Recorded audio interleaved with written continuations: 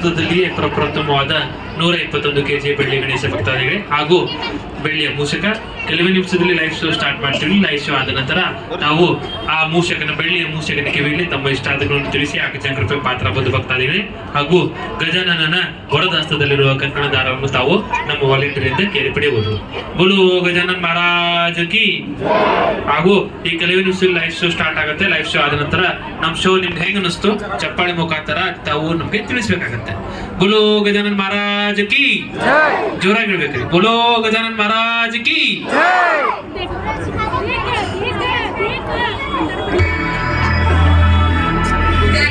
ಶ್ರೀ ಗಣೇಶೋತ್ಸವ ಮಂಡಳಿ ತರಾಫ್ಗಟ್ಟಿ ಹುಬ್ಬಳ್ಳಿ ಬೆಳ್ಳಿ ಗಣೇಶನ ಆಶೀರ್ವಾದಕ್ಕೆ ನೆರೆದ ಜನರಿಗೆಲ್ಲ ಸ್ವಾಗತ ಸುಸ್ವಾಗತ. ಇಂದು ಮಹಾ ತಪಸ್ವಿನಿ ಶಬರಿ ಮಾತೆಯ ಸನ್ನಿವೇಶ ನೋಡಿ ಆನಂದಿಸಿ.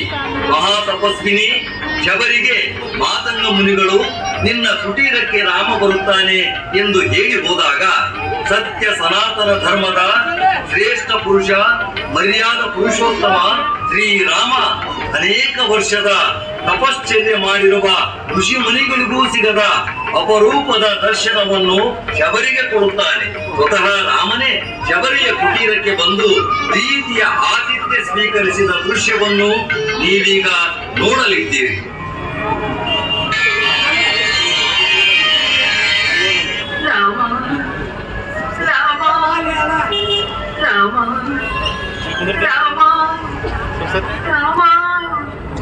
ಏನ್ ಬೇವ ದಿನ ದಿನ ಈ ಹೂಗಳನ್ನು ರಸ್ತೆ ಮೇಲೆ ಹಾಕ್ತೀಯಲ್ಲ, ನಿನಗೇನಾದರೂ ಹುಚ್ಚಿಟ್ಟಿದೆಯ?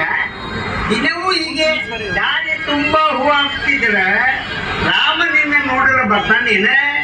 ಎಷ್ಟು ವರ್ಷ ಆಯ್ತೆ ನೀನು ಈ ರೀತಿ ಹೂ ಹಾಕಿ ದಾರಿ ನೋಡ್ತಾ ಕುಂತಿ? ಇಷ್ಟು ದಿನ ಬಂದ ರಾಮ ಈಗ ಬಂದ್ಬಿಡ್ತಾನೇನ? ನನ್ನ ರಾಮ ಬಂದೇ ಬರುತ್ತಾನೆ, ನನ್ನ ರಾಮ ಬಂದೇ ಬರುತ್ತಾನೆ.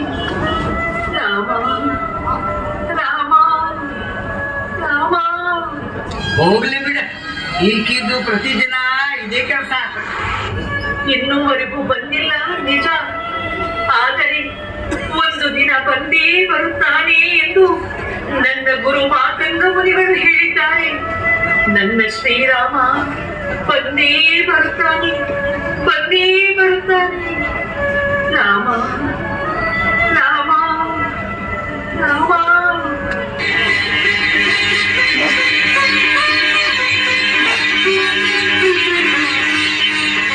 ಶಬರಿ, ಇದು ನಿನ್ನ ರಾಮ ಬಂದಿದ್ದೇನೆ. ರಾಮ ರಾಮ, ನೀನು ಬಂದು ಬಿಟ್ಟಿಯಾ? ನನ್ನ ಗುರುಗಳು ಹೇಳಿದ್ದರು ನೀನು ಬಂದೇ ಬರುತ್ತೀ ಎಂದು. ರಾಮ ರಾಮ, ಈ ಶಬರಿಯ ಜನ್ಮದ ಉಸಿರು ನಿಂತಿರುವುದೇ ನಿನ್ನ ದರ್ಶನ ಮಾಡುವುದಕ್ಕಾಗಿ. ಬಾ ರಾಮ, ಒಳಗೆ ಬಾ, ಈ ಶಬರಿಯ ಆತಿಥ್ಯ ಸ್ವೀಕರಿಸುವೆಯಂತೆ.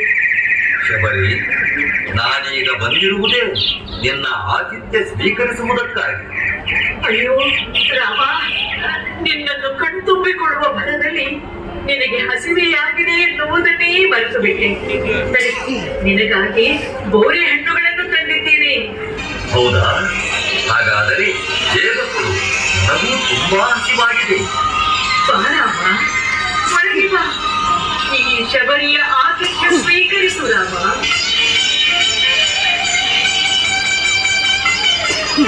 ತೆಗೆದುಕೋ ರಾಮ ಈ ಬೋರೆ ಹಣ್ಣುಗಳನ್ನು. ಇರು ರಾಮ. ಅಯ್ಯೋ, ಇದು ಹುಳಿಯಾಗಿದೆ, ಇದನ್ನು ನೀನು ತಿನ್ನುವುದು ಬೇಡ. ಈ ಸಿಹಿಯಾಗಿರುವ ಹಣ್ಣನ್ನು ನಿನಗೆ ನೀಡುತ್ತಿದ್ದೇನೆ, ತೆಗೆದು ಈ ಹಣ್ಣನ್ನು ತಿನ್ನು. ಆಹಾ ಶಬರಿ, ಈ ಹಣ್ಣು ಎಷ್ಟು ಸಿಹಿಯಾಗಿದೆ. ಹೌದೇ ರಾಮ, ತೆಗೆದುಕೋ ರಾಮ, ಇದೂ ಸಿಹಿಯಾಗಿದೆ, ಇನ್ನು. ನಿನ್ನ ಆತಿಥ್ಯ ನನಗೆ ಅತೀವ ಸಂತಸ ತಂದಿದೆ. ಅದರಲ್ಲೂ ನೀನು ಕಚ್ಚಿ ತಿಂದ ಹಣ್ಣುಗಳು ತುಂಬಾ ಸಿಹಿಯಾಗಿವೆ. ನಿನ್ನ ಆತಿಥ್ಯದಿಂದ ನಾನು ಪ್ರಸನ್ನನಾದೆ ಶಬರಿ. ರಾಮ, ನಿನ್ನ ದರ್ಶನವಾದ ಮೇಲೆಯೇ ನನಗೆ ಮೋಕ್ಷ ಪ್ರಾಪ್ತಿ ಎಂದು ನನ್ನ ಗುರು ಮಾತಂಗ ಮುನಿಗಳು ಹೇಳಿರುವರು. ದಯಮಾಡಿ ಈ ಮುದಿ ಜೀವಕ್ಕೆ ಮೋಕ್ಷ ಕರುಣಿಸುತ್ತಂತೆ.